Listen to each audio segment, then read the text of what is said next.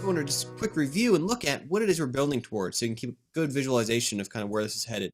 Our goal is to get this round ball, which we don't have any circles yet, we're going to get there, to draw this net, have some text on the screen for keeping score, as well as having the player paddle move with the mouse. We have a player paddle now drawn, but it's not moving yet.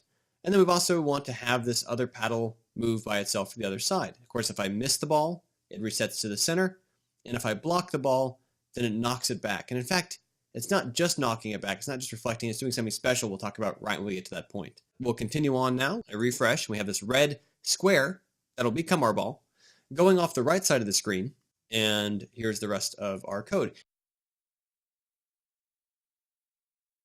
As our program begins to grow, there's a way that we can separate out our JavaScript code from our HTML5 so it's not just packed into a single HTML file.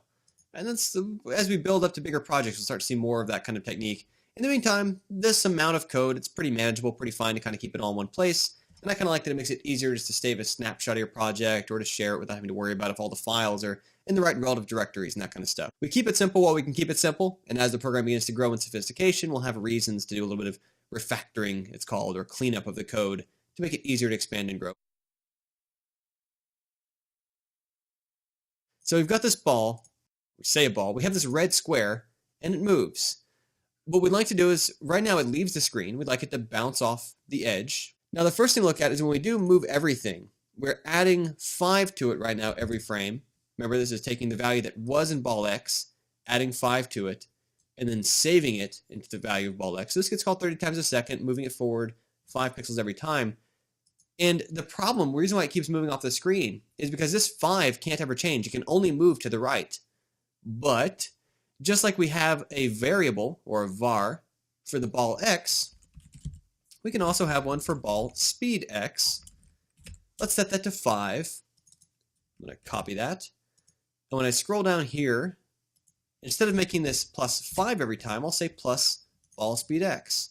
So remember, the way the variable works is that this container, this label, which means nothing to the computer, it doesn't care about the word ball, doesn't care about the word speed, doesn't care about the coordinate, the name X, but this label to the computer, this name, refers to a number which we set as 5.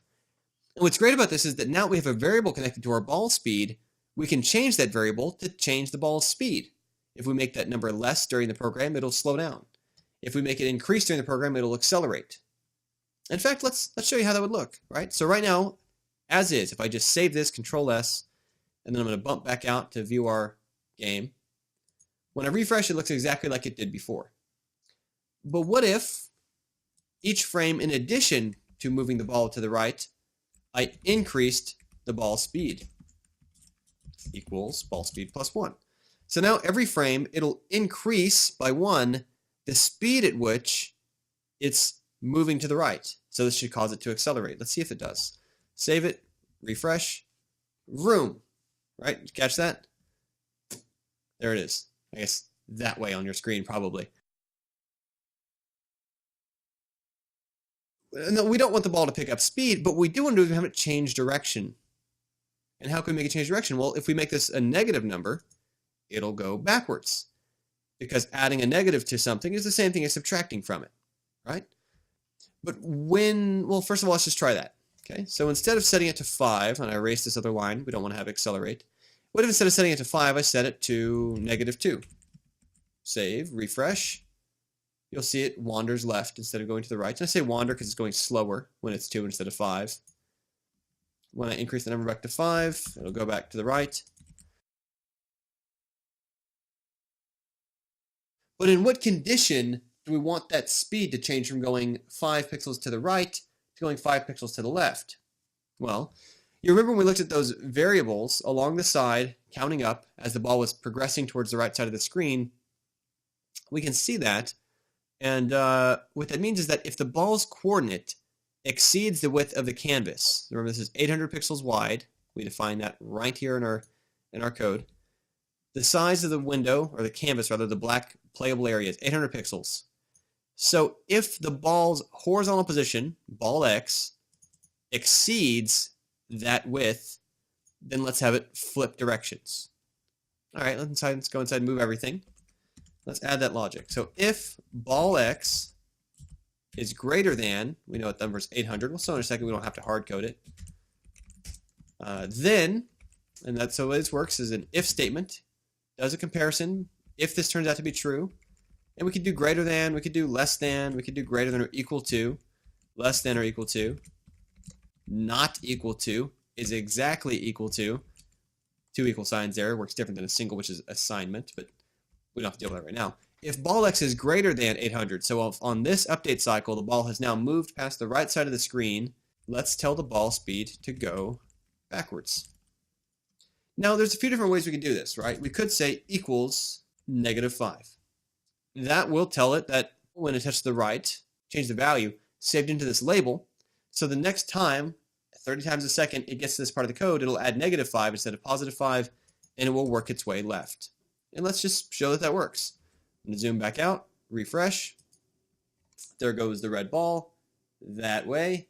When it hits that wall, returns it.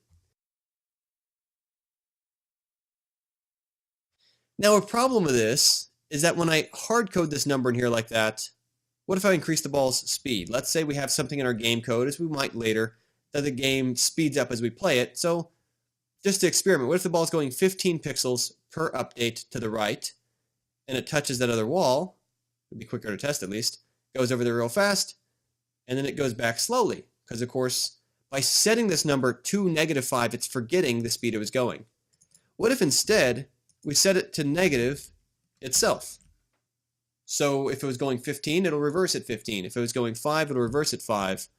You'll see that all I did here is instead of setting this to a hard-coded number, meaning a number I just typed directly into code, I can now have it maintain its speed, no matter how fast it was or wasn't going. If I make this 10 as the ball's initial speed, zoom back out, refresh, it'll go over there at 1 speed, bop off the wall, come back at the exact same speed, which is closer to probably what we want.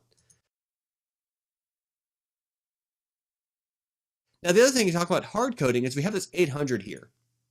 And that's not good, because if we want to change the size of our window later, if we want to make our game 1,000 pixels wide instead of 800 or whatever else, then ideally we want to avoid typing in numbers that are already somewhere else in the code. So what we can do, I showed this a little bit earlier when we were drawing different shape positions. We can actually say canvas.width. And that works because we have this canvas variable that we set up earlier, that one right here, which we then prepared inside the window all node function by grabbing the HTML element game canvas, which we defined up here that that's the label for the 800 by 600 canvas we're drawing. Speaking of 800 by 600, that is the width and the height variables that we can get our information from because we have this handle to it. So that when I say canvas.width here in this comparison, the computer knows that what I'm really getting at is I want the width parameter of that canvas element that we grabbed earlier, which is 800. And what's nice about this is that if I later change that window, it will automatically be reflected in it. And moreover, it's just easier to read this code, right? When I look at that statement, I can understand that, okay, if my ball goes past the edge of the screen, past the whole width distance from the left side, then flip its direction.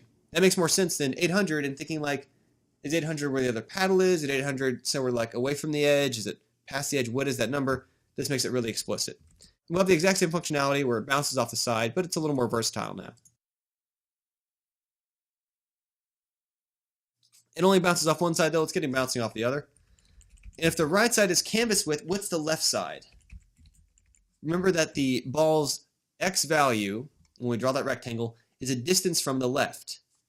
So we want to know if it goes less than 0. Because 0 being the left side, if it goes less than that, then it is negative pixels from the left, meaning it's off the screen. And we should now have this ball bounce back and forth indefinitely. Pretty steady, pretty handy. Now notice too that right here, I still kept the same ball speed x equals negative ball speed x. Right? Don't we want to flip it to positive? And the thing to remember about what we're doing here is when we put a negative in front of something, we're really multiplying -1 times it.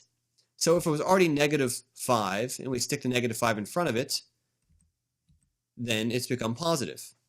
The way to look at this is that, okay, we have a negative and then we have ball speed x. And what I'm typing over here isn't, of course, like, don't type this. This isn't program code. This is just showing what the numbers are doing. Instead here we had ball speed x And if ball speed x was 5, as it was earlier, it becomes -5. But if it was already -5, then we're now taking the negative of the negative, which is turning it into the positive, which is what we want. So all this is really accomplishing, no matter what direction it was going, is flipping the horizontal direction of that shot. Let's also separate out this draw code, because right now it's already kind of a headache. And what'll be nice is, what if instead of having to have 2 lines for every time we draw a shape, we have a single one that we can call to draw the rectangle. And so the way we're going to do it is we're going to make a function that accepts some parameters. So here's what I mean by that. Function, color rect for color rectangle. And here I will say left x, top y, width, height, and draw color. You can call it anything, but that'll do. And what I want to do is I'm going to copy those lines from draw everything. I'm going to replace the word black here with the draw color parameter. That's the 5th one I put here.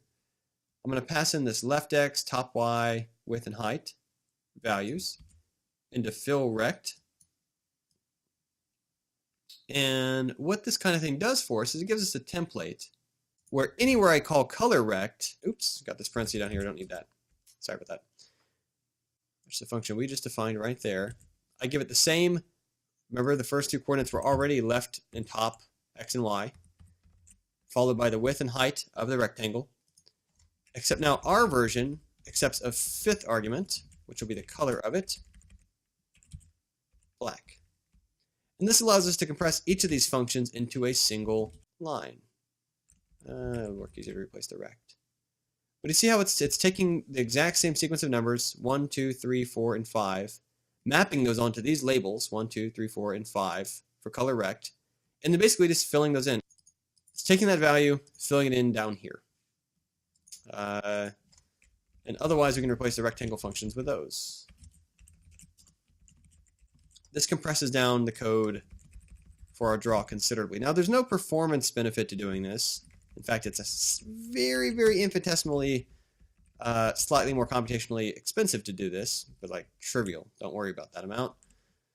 But this will do the same thing our program already did, but this gives 1 line per shape being drawn. Let's go and save it and test it. No new errors, same behavior we already had. And let's also go ahead and label these. By label them, I mean let's just at least put some comments by them. Comments are where we can put slashes in a code and be like, next line blanks out the screen with black. And anything after a slash on the same line will be ignored by the computer. It's still visible if someone has a view source on their page, so don't say anything too rotten in there. This is left player paddle. I'm just describing on each line, next line draws the ball. And I put some spacing in there. And this is a good way to leave notes to yourself. So if you come back to the code later and you're trying to remember, like, why was I drawing a white rectangle there? Which one was that? What is this for? You can annotate your code in this way for either other programmers or just for yourself in the future after you forget. And those have no impact on what the game does.